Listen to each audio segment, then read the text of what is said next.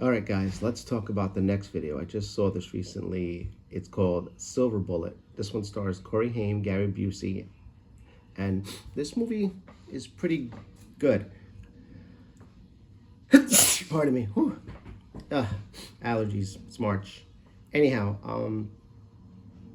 let me talk a little about this. This one is a book based on Stephen King, so it's called Cycle of the Werewolf, and in this movie, I believe Stephen King, he actually directs it, so that's pretty freaking awesome. He directs his own book, and this guy's probably just amazing. Stephen King always does great horror.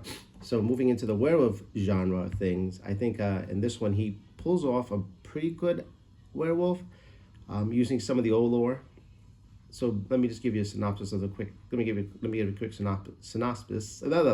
Sorry, it's morning, guys. It's early in the morning. Of what this movie's about.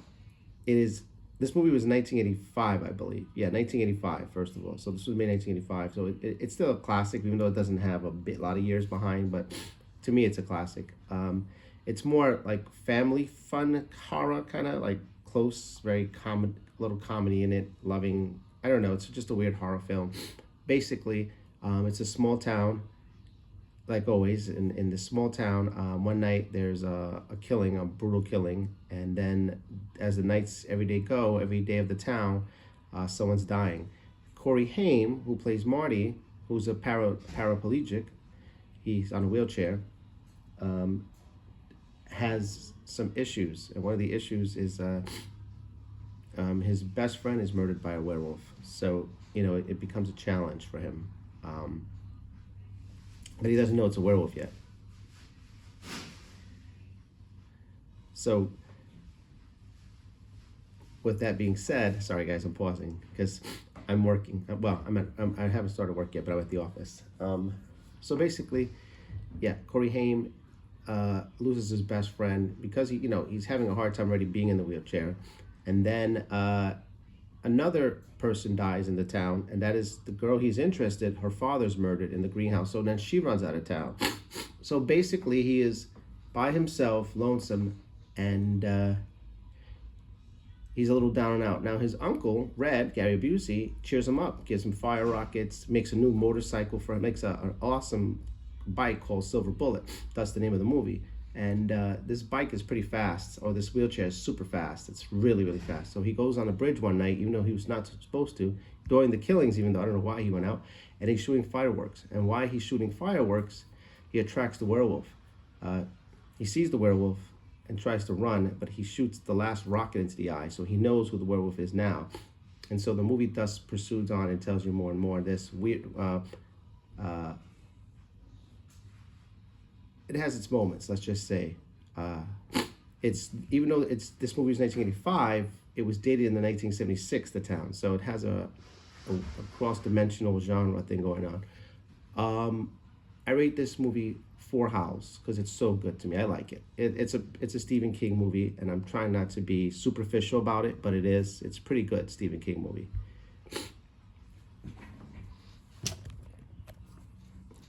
I guess I didn't put the mic on, so but you probably can't hear it. It's going to be low now because I thought I had the mic on, but I didn't, obviously.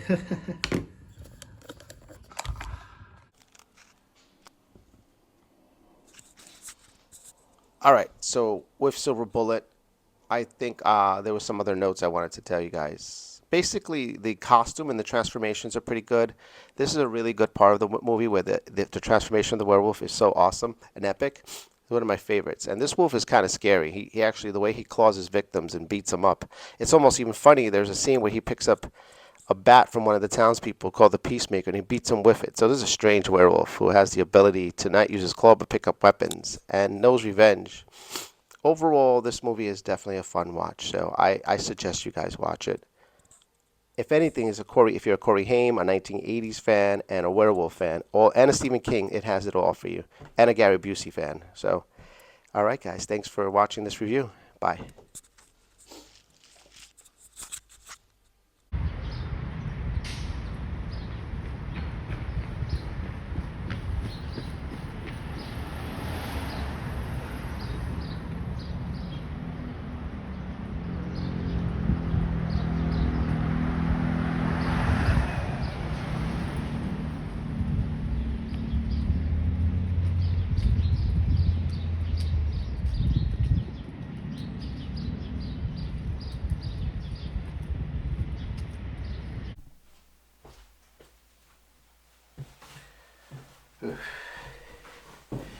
Hey guys, I hope you're all doing well. I am now going to talk about, it's Saturday morning, so I'm just off work, and I wanted to talk about this other movie I just saw last night called, it's a 1963. It is British Hammer film. It is called Kiss of the Vampire. Just hold on for a second.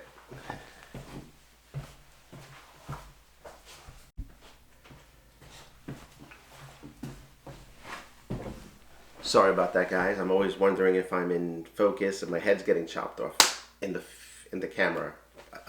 Anyway, let's talk about Kiss of the Vampire, 1963, a Hammer film. This is about two couples. One couple. They are called the Courthouse. I think they're called the Courthouse. Yes, Mrs. and Mr. Courthouse. They're a newly couple. You know what? Let me backtrack. This is what made me want to watch the movie. I was on YouTube. And the very beginning, it has a sequence where right now in the beginning there's a funeral, I think a Catholic funeral. So of course you see mass, people in robes and people crying, and they're burying somebody. And as that is preceded, there's the crowd, two people look in the crowd and see a man with a black hat on. Later on he'll be known as Mr. Zimmer. Anyway, he's walking in and they're doing the normal Catholic rituals of burying somebody. And as he approaches the grave and they're about to put the dirt in the grave, he grabs the shovel, he's crying, and he shoves it, thrusts the shovel right into the coffin, and you hear a scream in the coffin. So you know someone was still alive, which was awkwardly, that means they were alive or were they dead already? So that was weird. A dead person can't be screaming, so obviously it alludes to that this person was a vampire. And so it goes into the film in this small town. Mrs. and Mr. Courthouse are a newlywed couple. They are in a town, and of course they run out. They have this car, I guess in the 60s, whatever. They have a car, and it runs out of petrol, which I guess they use that kind of gas, or they call it gas or whatever. And they head into an inn, a local inn, owned by an old couple too. And there's some tragic story between the couple there. Anyhow, the first night they move in, they're invited by a mysterious Dr. Ravna from a castle, and the old couple's one of the older men of the couple that owned the inn says, "Hey, they make great food. They have a ball. My wife can't cook so well, so maybe you should go over there." So they go over there dressed up, and they meet Dr. Ravna and his two children. I believe there's one, Carl and Rabina. I think that's what their name. And the wife, Mrs. Courthouse, the young couple, is memorized by his piano playing skills, and Rabina is a beautiful young lady also, but Mr. Courthouse is only focusing, of course, on Mrs. Courthouse because he loves her very much. They end the night very peaceful pleasantries, and they say thank you for your food and your music, and they go back to the cottage. The very next day, Rabina and Carl come out in weird daylight. They come out of a little carriage, I guess, and they have umbrellas on top of them, and they're looking up and they're saying, "Harvey, we don't have much time." So of course they're obviously avoiding the sun to go to the cottage to meet the Courthouses, Mrs. and Mr. Courthouse, they go, and when they go there, they invite them for a ball. And in the ball, this is more interesting, they say, "Why don't you come for a ball and food, and we're going to have a live orchestra." And then the man with the black hat in the beginning, the one with the shovel, the one that I told you about, he comes in that cottage and tells them, "Hey, the day's gonna look pretty nice today. You better hurry," knowing that they're vampires. So they rush out the door, they run out, they head off, and the Courthouses kind of find it weird and mysterious, but they're not really too baffled. Maybe they think they're weird or something. They go.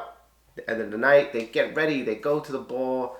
It's a beautiful ball. The cinematography there is beautiful. They have costumes. I noticed the women have the black mask, these little tiny black masks, which are really pretty, but the men have these ugly masks that range from demons, goblins, fish, devils. And so that as they enter the ball, they're trying to separate Mrs. Courthouse because they're going to make Mrs. Courthouse, Dr. Ravner wants to make Mrs. Courthouse one of his vampires. And so you find out it's a cult of vampires. And so, not to give away too much from the film from that, overall, watching this film, I think it was done well, the storyline. I also liked the aspect of Zimmerman, Dr. Zimmerman, who lost his daughter in this tragic from these vampires. And he has a great scene, not to mention too much, but he has one of the great scenes where he actually uses dark arts to summon Bats. That's right. I don't want to give too away, but this is an amazing, like, awesome scene for a 1963 horror film, which is way, way crazy. And it's just not your typical. I mean, it has your vampire lore in some ways, but they have some new aspects that I didn't see in 1963. You know, using substitutions of the cross. You know, if you understand what I mean, there's going to be a scene, and using the bat as a weapon was pretty genius. I liked it. Overall, did I think the story scattered? It did a little bit. I know they made different cuts. Unfortunately, they had alternative. This was a TV show, I think, aired in 1963, so they may have done some cuts and revised. But overall, the show was good. I think Kiss of the Vampire, from this Omar the Wolfman, I give it one howl. Oh! It's worth watching. It's on YouTube. I think if you're going to watch something, and it's great before Halloween. I love watching vampire movies during the fall. But right now, it is spring and I'm watching them. Anyhow, that's it. That's my review on Kiss of the Vampire. Oh!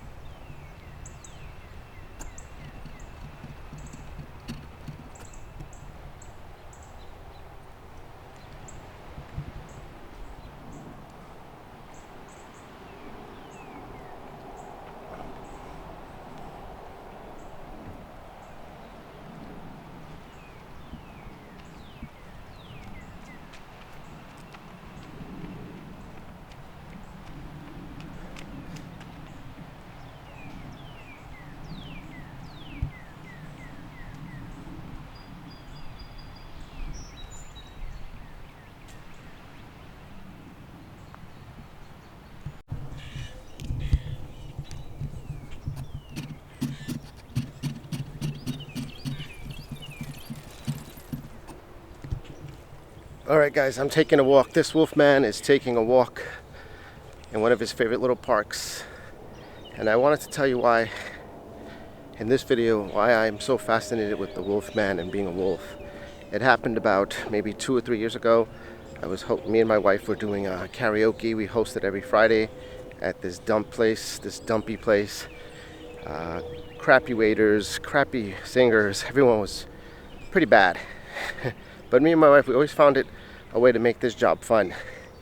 So there were a few good people in there, but they're still friends with us, so we love them.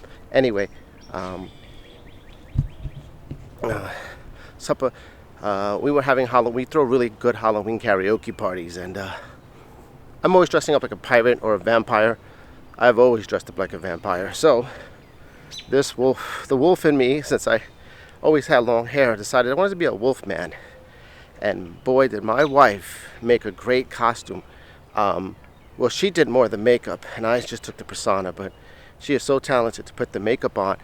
And that was a day I remember going in the basement and taking photos of myself, and I said, wow, I really like this costume with the wig, the eye contacts, and the makeup. It was amazing. I give her 5 full moons for that. That's the highest score you can get on my ratings, 5 full moons. But yeah, that was pretty amazing. So I got to give her a howl for that. Ow! Ow! Ow! Ow! Ow! That's for you, love.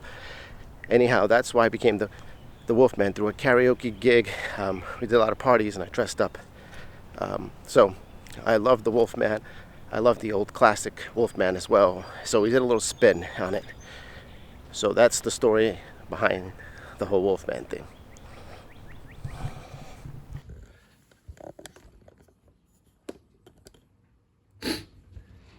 guys, so I'm back, and it's Monday morning. I'm at work, but before I start work, I'm really early because I wanted to talk about this review of Werewolf in Washington. If you type it in YouTube, which I saw it on, it's Werewolf Within. I think the Werewolf Within or Werewolf in Washington. I forgot the channel it was on, but crazy, interesting movie. A different take on werewolf movies. So this one seems to be more... oh boy, I gotta apologize, guys. This always happens when I'm doing video, so I have to get my nose. Hold on for a minute. All right, magic. Anyway, yeah, the Werewolf Within, the Werewolf in Washington. It is like, you think it's about political satire. It was made in 1973. This movie has a lot of interesting. It speaks on different volumes of what the country was going through at that time, and one of them was racism, especially in the United States, which was funny. You can see different racial tones in the movie, but it's, you know, with satire and comedy. Basically, a man. It's basically begins with a young. I forgot the name of the man. I forget his name is Jack. I think Jack is in another country with the president's daughter, and they are. I believe they're just, you know, roaming around and traveling, and he happens to go to town, and he's attacked by a werewolf man, and he gets bit, but he kills the werewolf man, and beats him with a stick, a silver stick, typical, you know, has that lore, that wolfman lore, and then he heads back to America, and he notices he's transforming on the full moon. By the way, the full moons in this film is beautiful. I think it's one of the best full moons I've seen. Like, it looks really good for 1973. The moon is full in the shot. When you see it, oh my God, I love the moon. So I don't know if you're a big moon fan, but I love full moons. I love. So he sees it, and the transformations in here are pretty good too. I mean, he has the white, the typical hair. He's a white kind of wolf. It's kind of different. Overall, the transformations make this movie great. The storyline is pretty interesting. It has a lot of. It feels like it's going to be a political thing, but it's not at all. Actually, it's more the werewolf within Jack is trying to hold himself in because he knows what he is now. He's a werewolf, and he's trying to survive and trying to hide the secret because he's in love with the daughter, the president's daughter. But later on, some bad news is the president's daughter is married. It's going to marry to someone else. So, but she actually loves him. Anyhow, to throw it back and forth, the movie leaves so much. It's more the struggles of Jack and how Jack is killing people when he transforms in the full moon. And they want to make it a political thing. They want to say, you know, especially he's attacking political opponents. So this makes it even more interesting. Towards the end of the movie is probably one of the best surprises. I think I love this. This is what makes this movie so awesome at the end. If you watch the credits and you hear as they speak on the phone, absolutely phenomenal. Absolutely. I'm going to give this wolf movie, Omar the Wolfman is going to give this movie actually 3 wolf howls because it was different and I liked it. Ow! Ow! Ow! I hope you watch it. It's on YouTube.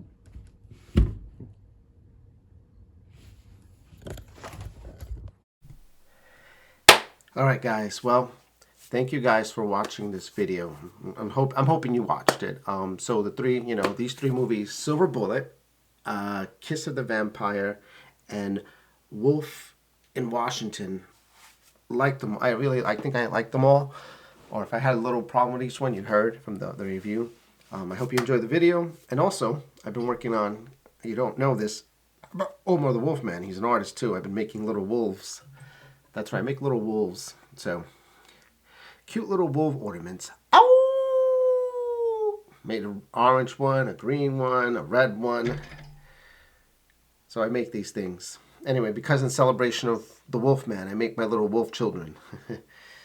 These are my little guys. Anyway, I hope you enjoyed the movies. Thank you so much for watching, and I'll see you in the next one. I'll see you in the next full moon. Ow!